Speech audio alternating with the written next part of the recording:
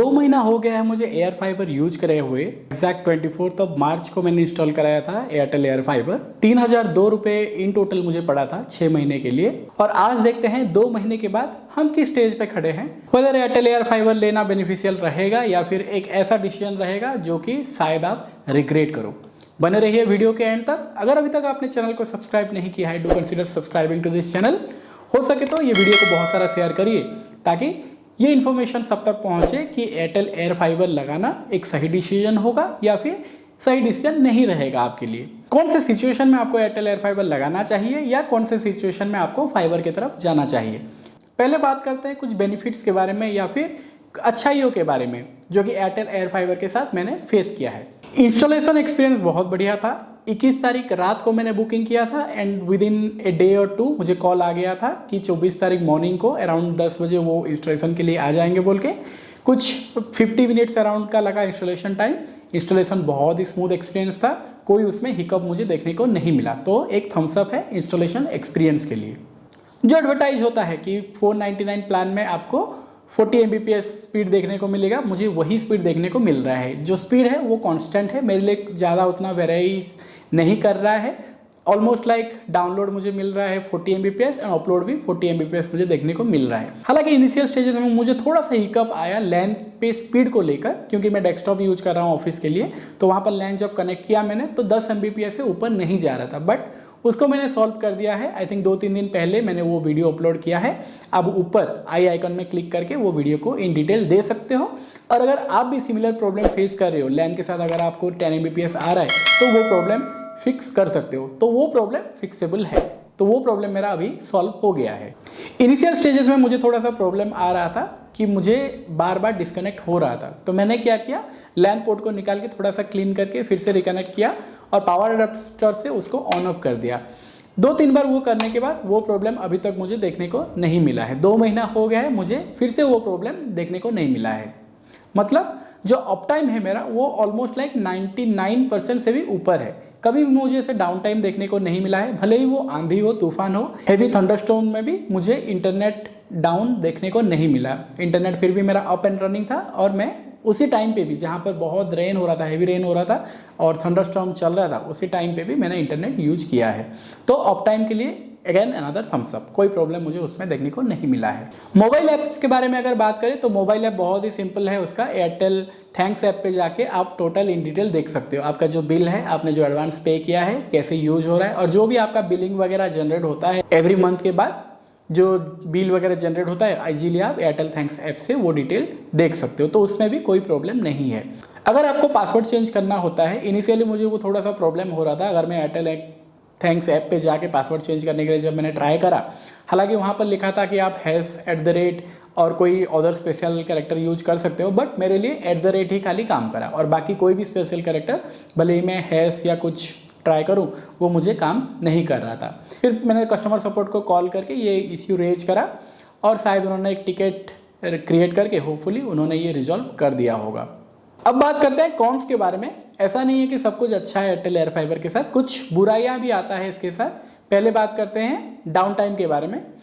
Down time जैसे मैंने बात कर रहा था कि 99% अप टाइम है मेरे लिए, तो उसमें कोई दिक्कत नहीं है। बट इनिशियल डेज में हो सकता है आपको थोड़ा सा हिकअप या इंटरनेट डिस्कनेक्शन का इश्यू देखने को उसमें मिल सकता है। फ्रीक्वेंट डिस्कनेक्शन हो सकता है। अगर आप सिमिलर प्रॉब्लम फेस करो तो लैन पोर्ट को निकाल के उसको थोड़ा सा क्लीन करके आप फिर से रिकनेक्ट कर देना और पावर अडेप्टर को सॉकेट से निकाल के फिर से कनेक्ट करके ऑफ ऑन कर दोगे तो 2-3 मिनट लगता है। उसके बाद वो इश्यू रिजॉल्व हो जाना चाहिए। एक जो दिक्कत मैं देख रहा हूँ, हालांकि सभी टाइम पर इंटरनेट मेरा 40 Mbps कांस्टेंट आ रहा है अभी, बट जब पीक आवर होता है somewhere between 7 PM to 9 PM, उस टाइम में थोड़ा सा डाउन इंटरनेट देखने को मुझे मिलता है। Somewhere around 34 Mbps to 36 Mbps तक मुझे इंटरनेट उसमें देखने को मिल रहा है। मतलब अगर पीक आवर में आप इंटरनेट यूज करना चाहो तो थोड़ा सा आपको स्पीड का दिक्कत हो सकता है। एक हमने रेंज टेस्ट किया था, तो हालांकि 20 फीट तक आपको बहुत ही अच्छा इंटरनेट देखने को मिलेगा, कोई उसमें दिक्कत आपको देखने को नहीं मिलेगा। बट 20 फीट से दूर अगर आप चले जाओ तो उसमें आपको इंटरनेट धीरे धीरे रिड्यूस होकर 30 फीट के बाद आपको इंटरनेट मिलना ही बंद हो जाएगा। हालांकि रूम के पीछे ही है, ये जो वाल आप देख रहे हो उसके पीछे ही एयरटेल एयर फाइबर है, बट स्टिल मुझे इंटरनेट स्पीड में एक ड्रास्टिकल रिडक्शन देखने को मिल रहा है। जहां पर 40 Mbps मेरा प्लान है, वहां पर मुझे 25 Mbps 26 Mbps तक स्पीड देखने को मिल रहा है। तो इसका इंडोर कवरेज शायद उतना अच्छा नहीं है। और एक जो मेजर दिक्कत है एयरटेल एयर फाइबर के साथ, इसका कस्टमर सपोर्ट एक्सपीरियंस। अगर आप कॉल करते हो कस्टमर सपोर्ट को, तो दो अलग अलग एजेंट आपको दो अलग अलग आंसर दे सकते हैं। जैसे मेरे केस में क्या हुआ, पहला जब मैंने लैन का इश्यू फेस कर रहा था, जब मैंने पहले टाइम कॉल किया था, तो उन्होंने ये बोला था कि नहीं, कोई पोर्ट में ऐसे लॉक वगैरह कुछ नहीं होता, आप एक बार वायर चेंज करके देखो बोल के, which is a costly affair, right.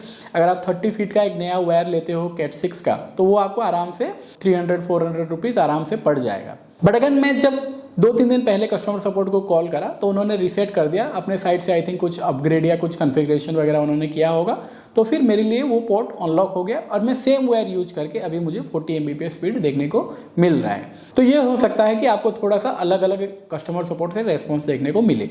अगर आपको टेक्निकल कुछ प्रॉब्लम हो या फिर हार्डवेयर रिलेटेड कुछ इश्यू हो, आप टिकट वगैरह रेज आराम से कर सकते हो कस्टमर सपोर्ट से बात करके, बट इंजीनियर को आप तक आने के लिए थोड़ा सा टाइम लग जाएगा। जैसे मैं रूरल एरिया में रहता हूँ और अब तक शायद मैंने 4 या 5 बार केसेस वगैरह रेज किया है अलग अलग, बट अभी तक कोई भी इंजीनियर मुझे विजिट नहीं करे हैं। इससे पहले मैं जो यूज कर रहा था, वो मैं यूज करता रेलवेयर का एक फाइबर प्लान, जहाँ पर 40 Mbps मुझे दोनों ही डेस्कटॉप में मिल रहा था आराम से।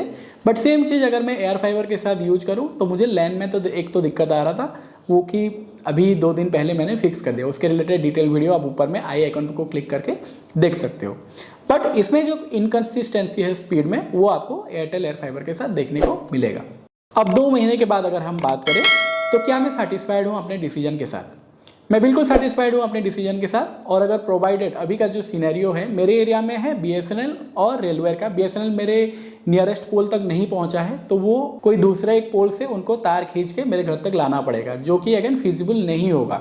And looking at BSNL customer support, वो थोड़ा सा मुझे मुश्किल लगा, तो इसलिए लॉन्ग रूट नहीं लेके मैंने फिर अल्टरनेट जब देखने के लिए ट्राई करा, मुझे मिला रेलवेयर। और रेलवेयर मैंने कनेक्ट किया और मैंने 5 साल तक रेलवेयर चलाया फाइबर। बट रेलवेयर के साथ दिक्कत ये है कि जब तार वगैरह अगर आपका टूट जाए, तो वो सर्विस होने के लिए थोड़ा सा टाइम लगता है। बहुत सारा सपोर्ट केस मैंने रेज किया है, बट अगेन रिजोल्यूशन के थोड़ा सा टाइम लगता है। और इन बिटवीन जो ऑफिस का काम रहता है या फिर जो अपलोडिंग वगैरह का काम रहता है, वो हैम्पर होता है। तो इसके चलते फिर मैंने प्लान किया कि जब एयर फाइबर अपने एरिया में आया, तो फिर मैंने एयर फाइबर की तरफ स्विच कर लिया। अब मैंने एयरटेल ही क्यों चूज करा, जियो क्यों नहीं? मेरे पास हालांकि जियो एंड एयरटेल दोनों है और उसका एक डिटेल कंपैरिजन वीडियो मैंने किया है उससे पहले। बट प्रोवाइडेड या comparing Jio and Airtel, I would prefer going with Airtel, क्योंकि अब तक जितना मैंने यूज किया है, मुझे एयरटेल अच्छा लग रहा है कंपेयर टू जियो। हालांकि सिचुएशन के ऊपर एंड लोकेशन के ऊपर ये वेरी कर सकता है। तो अपने नियरेस्ट में अगर दोनों ही आपके पास अवेलेबल है, जो भी यूजर है एग्जिस्टिंग, उनसे आप एक बार बात कर लीजिएगा और डिपेंडिंग ऑन फीडबैक आप चूज कर सकते हो। हालांकि दोनों जियो एंड एयरटेल में अभी यूज कर रहा हूँ और कंपेयरिंग जियो एंड एयरटेल, मैं एयरटेल में सेटिस्फाइड हूँ।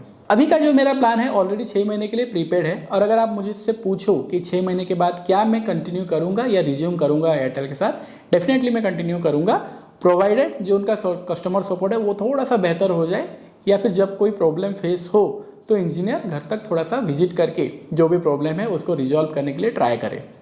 ये था आज का वीडियो। 2 महीने का एक्सपीरियंस जो मेरा था, मैंने आपके साथ साझा करने के लिए ट्राई करा। होपफुली आपको ये वीडियो अच्छा लगा होगा। अगर वीडियो अच्छा लगा है, कुछ इन्फॉर्मेशन इसमें आपको मिला है, वीडियो को एक लाइक कर दीजिए। हो सके तो वीडियो को बहुत सारा शेयर करिए। और अभी तक अगर आपने चैनल को सब्सक्राइब नहीं किया है, चैनल को सब्सक्राइब कर दीजिए। मैं इसी तरह air fibre related, fibre related या फिर इंटरनेट रिलेटेड या टेक रिलेटेड जो भी वीडियोज़ वगैरह रहता है, अपडेट्स वगैरह रहता है, मैं आप तक लाने के लिए ट्राई करता हूँ। मिलते हैं एक और वीडियो में। अपना बहुत ख्याल रखिए। बाय।